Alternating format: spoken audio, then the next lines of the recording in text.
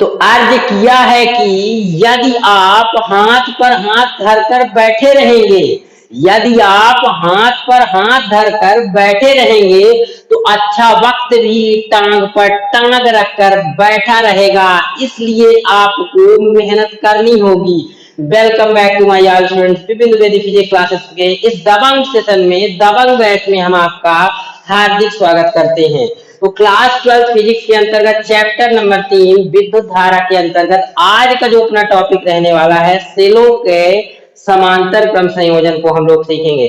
क्या है सेलों के समांतर क्रम की डिफिनीशन, क्या है उसकी परिभाषा, किस तरह से व्यंजक निकालेंगे, क्या क्या आपको बातें ध्यान रखनी है, इससे किस टाइप के न्यूमेरिकल्स बनेंगे, इस इन सब बातों पर चर्चा होगी। तो चलिए स्टार्ट करते हैं इस खूबसूरत सेशन को। तो आइए, हम लोगों ने पहले से ही व्यवस्था कर ली है, सेलों के समांतर क्रम संयोजन का जो डायग्राम है हम लोगों ने पहले से ड्रॉ कर लिया है। अब आप देख पा रहे होंगे यहाँ पर कई सेल आपको समांतर क्रम में जुड़े हुए दिख रहे होंगे। अब देखिए, सभी सेलों का जो ये धनात्मक सिरा है, ये लाकर आप किसी एक बिंदु से कनेक्ट किए हैं, बिंदु ए से कनेक्टेड है। सभी सेलों का जो ऋणात्मक सिरा है वो आप देख पा रहे होंगे बिंदु बी से कनेक्टेड है, मतलब दूसरे बिंदु से कनेक्टेड है। तो आप क्या लिख सकते हैं, जब सभी सेलों के धनात्मक सिरों को, जब सभी सेलों के धनात्मक सिरों को किसी एक बिंदु से तथा सभी सेलों के ऋणात्मक सिरों को किसी अन्य बिंदु से जोड़कर दोनों बिंदुओं का संबंध बाह्य प्रतिरोध तथा कुंजी से कर दिया जाता है, जिससे परिपथ में धारा बहने लगती है। आप चित्र में देख पा रहे होंगे, धारा हमेशा प्लस प्लेट से माइनस प्लेट की ओर बहेगी, तो जिससे परिपथ में धारा बहने लगती है। तो सेलों के इस प्रकार संयोजन को क्या कहते हैं, सेलों का समांतर क्रम संयोजन कहते हैं। क्या आपके दिमाग में डिफिनेशन क्लियर हुई? अच्छे से देख लें। जब सभी सेलों के धनात्मक सिरों को किसी एक बिंदु से तथा सभी सेलों के ऋणात्मक सिरों को किसी अन्य बिंदु से जोड़कर दोनों बिंदुओं का संबंध बाह्य प्रतिरोध तथा कुंजी से कर दिया जाता है, तो सेलों के इस प्रकार संयोजन को, जिससे परिपथ में धारा बहने लगती है, तो सेलों के इस प्रकार संयोजन को ही सेलों का समांतर क्रम संयोजन कहते हैं। डिफिनीशन हमने पहले से लिख दी है, इसलिए आप लोग जल्द से जल्द इसका स्क्रीनशॉट ले लें या आप लोग नोट डाउन कर लें इसको। तो चलिए आगे की कहानी को स्टार्ट करते हैं। आई होप आपके दिमाग में डिफिनीशन 100% फिक्स हो गई होगी। आइए बढ़ते हैं नेक्स्ट क्रम में। अब देखिए, इस चित्र की थोड़ी सी भाषा लिखेंगे कि माना n सेल, यहाँ पर कई सेल जुड़े हुए हैं, तो मान लेते हैं इन सेलों की कुल संख्या जो है, कहीं पर आप चाहें तो फिगर में ड्रॉ कर सकते हैं, इसमें जो सेल है, number of cell n cell मान लेते हैं, n सेल ध्यान रखेंगे। मान लेना है कि n सेल किस क्रम में जुड़े हुए हैं, समांतर क्रम में जुड़े हुए हैं। मान लेना है n सेल समांतर क्रम में जुड़े हुए हैं।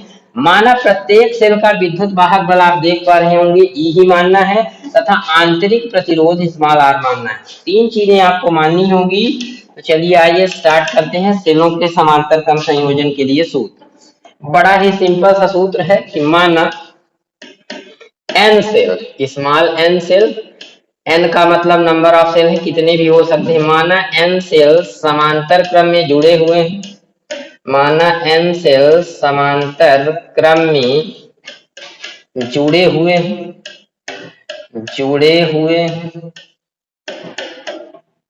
माना प्रत्येक सेल का, मान लेना है आपको प्रत्येक सेल का विद्युत वाहक बल E, सेल का विद्युत वाहक बल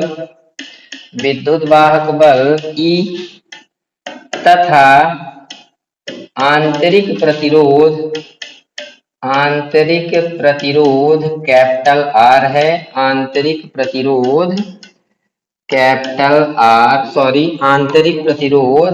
स्मॉल r है, क्योंकि आंतरिक प्रतिरोध को आप स्मॉल r से दर्शाएं। आई होप आपके दिमाग में यहाँ तक की लैंग्वेज क्लियर हो गई होगी। मान लेना है कि n सेल जो है वो समांतर क्रम में जुड़े हैं, प्रत्येक सेल का विद्युत वाहक बल E तथा आंतरिक प्रतिरोध R है। तो संयोजन का कुल आंतरिक प्रतिरोध, आगे बढ़ेंगे तो इस संयोजन का ध्यान रखेंगे, इस संयोजन का पहले कुल विद्युत वाहक बल निकाल लेते हैं। कुल विद्युत वाहक बल विद्युत वाहक बल आपको ध्यान रखना होगा, जब कभी भी सेल आपके समांतर क्रम में जुड़ेंगे तो उस समय विद्युत वाहक बल में कोई बढ़ोतरी नहीं होती, ई का ई ही आएगा। हालांकि यहाँ पर आप चित्र में देख पा रहे होंगे हम कई सेल समांतर क्रम में जोड़े हुए हैं, लेकिन समांतर क्रम में जब सेलों का संयोजन किया जाता है तो ये बात आपको ध्यान रखनी है, उसका कुल विद्युत वाहक बल केवल ई के बराबर होगा। मतलब सेलों को जनरली समांतर क्रम में जोड़ने पर कोई लाभ नहीं होता है। तो यहाँ कुल विद्युत वाहक बल इस संयोजन का, समांतर क्रम संयोजन का क्या होगा, ई होगा। मान लेना है आपको, इस संयोजन का तुल्य आंतरिक प्रतिरोध, ध्यान रखेंगे तुल्य यानी कुल भी होता है, तुल्य आंतरिक प्रतिरोध कितना है, आंतरिक प्रतिरोध R डैश है, स्मॉल r डैश मान रहे हैं। तुल्य यानी कुल होता है, ये आपको ध्यान में रखना होगा। तो इस केस में क्योंकि ये समांतर क्रम में जुड़े हैं तो प्रतिरोधों के समांतर क्रम संयोजन का फार्मूला लगाएंगे 1/r बराबर 1/r डैश, सॉरी क्योंकि तुल्य प्रतिरोध r डैश लिए तो 1/r plus 1/r plus 1/r और plus as so on dash dash में जुड़ते हुए n बार जुड़ेगा, क्योंकि n सेल जोड़े हैं तो प्रतिरोध भी n टाइम्स जुड़ेगा। अब आप देखिए यदि इनको आप सॉल्व करेंगे तो ये n/r होगा, कितना हो जाएगा n/r, बट ये वैल्यू जो है 1/r डैश की है। तो यदि आप r डैश यहाँ से निकालना चाहें तो ये क्या हो जाएगा, न्यूमरेटर डिनोमिनेटर में इधर भी आपका r/n होगा, कितना हो जाएगा r/n होगा। क्या आपके दिमाग में यहाँ तक बात क्लियर आई हो? आइए हम इसको n/r को एक बार समझा देते हैं। मान लीजिए 3 सेल जुड़े हुए थे 1/r plus 1/r plus 1/r, तो जब 3 जुड़े होते r का एलसीएम r आता, तो इस केस में आपका जब एलसीएम सेम आएगा तो एक बार ही भाग जाएगा, तो ये 1 + 1 + 1 होगा तो 3/r आएगा। 5 जोड़े होते तो कितना आता, 5/r आता। n सेल जोड़े हैं तो n/r आएगा। आई होप आपके दिमाग में ये बात क्लियर हो गई होगी। अब इसके बाद आप क्या कर सकते हैं, बहुत ही सिंपल है। तो इस संयोजन का कुल प्रतिरोध, इस संयोजन का कुल प्रतिरोध निकाल सकते हैं। कुल प्रतिरोध का मतलब है परिपथ का बाह्य प्रतिरोध और प्लस आंतरिक प्रतिरोध, मतलब R प्लस R डैश बोल सकते हैं, या इसी को आप बोल सकते हैं R प्लस, अब R डैश की प्लेस में आप देखें R/n, R डैश की प्लेस में कितना हो जाएगा R/n। कुल प्रतिरोध हम निकाल चुके हैं। क्या आपके दिमाग में यहाँ तक क्लियर हो गया है? अब आइए ओम के नियम का उपयोग करते हैं, नेक्स्ट स्टेप में आ जाते हैं। तो परिपथ में बहने वाली धारा,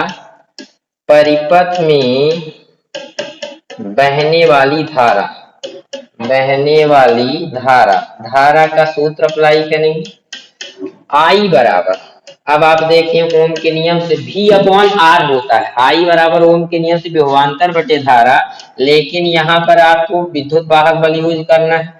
संयोजन का कुल विद्युत वाहक बल, विभवांतर के स्थान पर यहाँ क्या है विद्युत वाहक बल, और बटे V/R होता है, मतलब संयोजन का कुल प्रतिरोध, कुल में बाह्य प्लस आंतरिक आ जाएगा आपका। तो अब आप देखें कुल विद्युत वाहक बल, यदि आप ऊपर की ओर चेक करेंगे तो E था, और संयोजन का कुल अभी प्रतिरोध निकाले हैं, जो आप देख सकते हैं कुल प्रतिरोध कितना निकाला गया है R प्लस R डैश, तो R प्लस R/n कितना है आपका R प्लस R/n, तो यहाँ पर कर लेंगे R प्लस R/n हो जाएगा। तो यदि आप इसे सॉल्व करने एलसीएम लेके तो इधर आ जाएगा NR, और ये n जो है वो तीसरे नंबर के बटे में ऊपर भी चला जाएगा, तो Ne/, एलसीएम लिया जा रहा है, ये हो गया NR और प्लस स्मॉल आर, ये आपका रिजल्ट हो जाएगा। इसे आपको समीकरण नंबर 1 दे देना है। क्या आपके दिमाग में यहाँ तक की कहानी क्लियर है?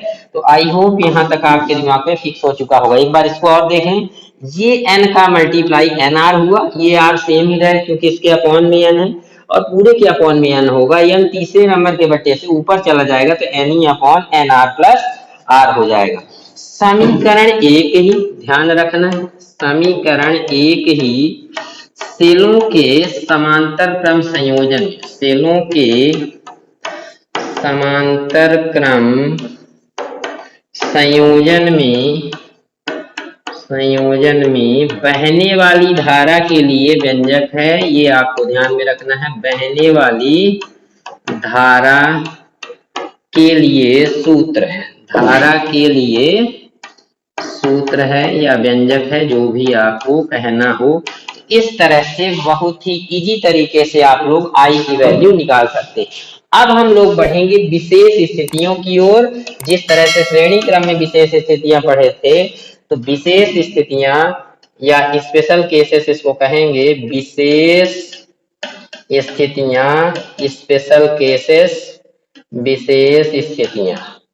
तो चलिए विशेष स्थितियों में आ जाते हैं। केस नंबर फर्स्ट या स्थिति फर्स्ट को देखेंगे, केस नंबर फर्स्ट। अब देखिए पहले वाले केस में हम क्या कर लेते हैं, परिपथ का आंतरिक प्रतिरोध बाह्य प्रतिरोध की तुलना में नगण्य हो। तो आंतरिक प्रतिरोध यदि आप यहाँ से देख पा रहे होंगे, वैसे तो कुल आंतरिक प्रतिरोध हम लोग निकाल चुके हैं, यहाँ पर निकाले हैं R dash equal to R upon N. ये आंतरिक प्रतिरोध आर अपॉन एन है। लेकिन इस केस में यदि आप यहां से देखें तो एन आर प्लस आर है, तो आर ले सकते हैं। आप इस टाइप से लिखेंगे, देखिए बड़े ही चालाकी पूर्वक लिख लेना है आपको।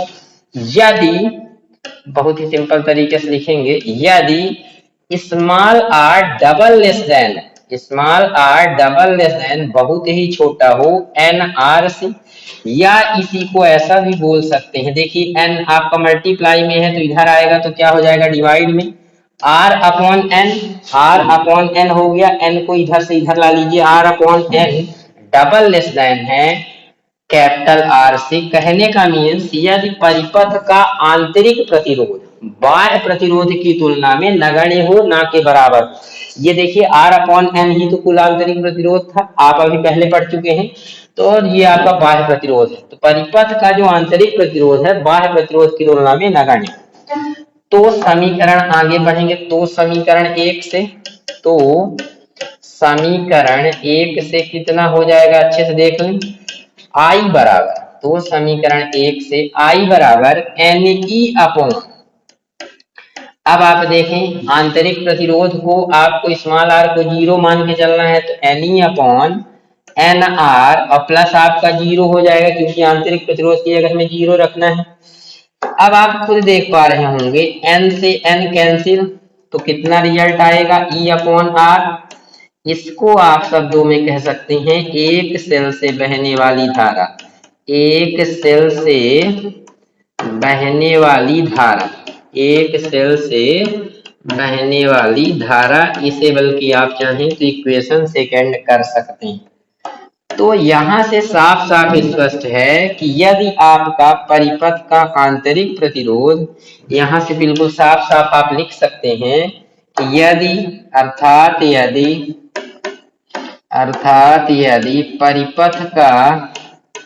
परिपथ का आंतरिक प्रतिरोध, ध्यान रखेंगे आंतरिक प्रतिरोध बाह्य प्रतिरोध की तुलना में, बाह्य प्रतिरोध की तुलना में नगण्य हो, ना के बराबर हो, की तुलना में नगण्य हो, तो परिपथ से बहने वाली कुल धारा, परिपथ से बहने वाली कुल धारा एक सेल से बहने वाली धारा के बराबर होती है। एक सेल से बहने वाली धारा के बराबर होती है, धारा के बराबर होती है। अब आप बताइए कि जब आप संयोजन कर रहे हैं और एक सेल से बहने वाली धारा हमें प्राप्त होगी तो क्या कोई लाभ होगा? बिल्कुल लाभ नहीं होगा। संयोजन से लाभ ही क्या है? अर्थात इस स्थिति में कोई भी लाभ नहीं होता है। अर्थात इस स्थिति में कोई भी लाभ नहीं होता है, कोई भी लाभ नहीं होता है। ये आपको ध्यान में रखना होगा। यदि हम संयोजन करेंगे तो इस स्थिति में आपको नहीं जोड़ना है, क्योंकि इस स्थिति में कोई लाभ नहीं होगा, हमें एक सेल से बहने वाली धारा ही प्राप्त होगी। आइए मूव करते हैं केस नंबर सेकंड की ओर। आइए मूव करते हैं केस नंबर सेकंड की ओर। स्थिति सेकंड, केस नंबर आपका सेकंड। अब सेकंड केस में जस्ट इसी का अपोजिट मानेंगे। यदि, बड़ा सिंपल है, इस बार capital R double less than हो, या इसी को ये भी कह सकते हैं, एन आर था इधर, N R double less than हो स्मॉल आर, या इसी को ये कह सकते हैं कि capital R double less than हो, एन को इधर लाएंगे तो आर अपॉन एन होगा। आंतरिक प्रतिरोध है आर अपॉन एन और ये कुल बाह्य प्रतिरोध है।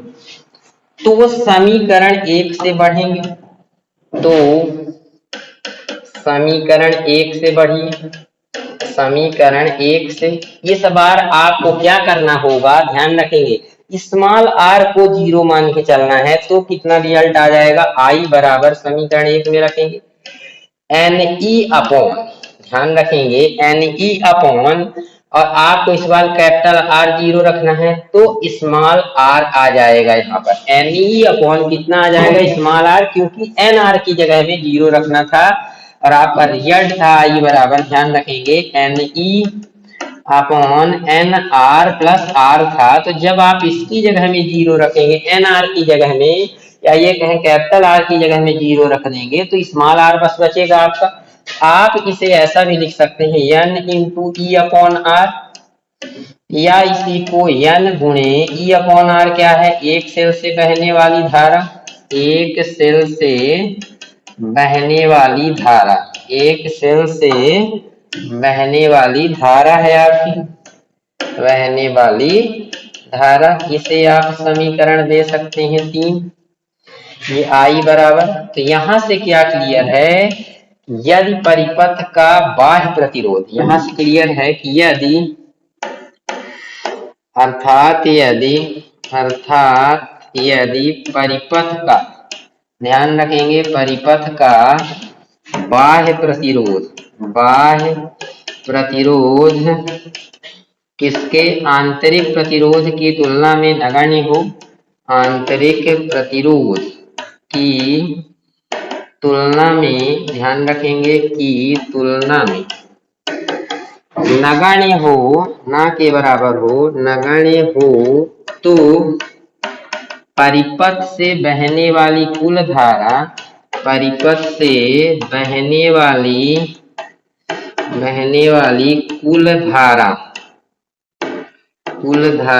एक सेल से बहने वाली धारा की, एक सेल से बहने वाली धारा की n गुनी होती है, n गुनी होती है। n गुनी का मतलब है जितने आप सेल जोड़ेंगे, 5 सेल जोड़ेंगे तो 5 गुनी हो जाएगी। अर्थात इसी स्थिति में हमें अधिकतम लाभ होता है। अर्थात इस स्थिति में धारा का मान अधिकतम होता है, धारा का मान अधिकतम होता है। तो यहाँ से एक चीज क्लियर हो गई है कि हमें सेलों को समांतर क्रम में तब जोड़ना चाहिए जबकि परिपथ का बाह्य प्रतिरोध आंतरिक प्रतिरोध की तुलना में नगण्य हो। यहाँ से एक बात क्लियर हो चुकी है। तो नोट में हम लोग लिख सकते हैं, जल्दी से नोट लिख लें, एग्जाम के पॉइंट ऑफ व्यू से इंपॉर्टेंट है कि सेलों को, ध्यान रखेंगे, सेलों को समांतर क्रम में उस समय जोड़ना चाहिए, समांतर क्रम में उस समय जोड़ना चाहिए जबकि, ध्यान रखेंगे, जबकि परिपथ का कुल बाह्य प्रतिरोध, ध्यान रखेंगे ये कुल लिखा है, कुल बाह्य प्रतिरोध संयोजन के कुल आंतरिक प्रतिरोध की तुलना में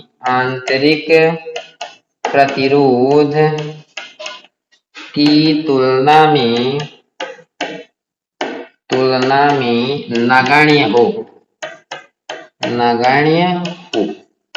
आई होप ये टॉपिक आपके दिमाग में 100% फिक्स हो गया होगा। इस नोट को भी आपको ध्यान में रखना है कि सेलों को समांतर क्रम में उस समय जोड़ना चाहिए जबकि परिपथ का जो कुल बाह्य प्रतिरोध है, ध्यान रखेंगे, संयोजन के आंतरिक प्रतिरोध की तुलना में नगण्य होना चाहिए, क्योंकि इस स्थिति में हमें अधिकतम धारा प्राप्त होती है।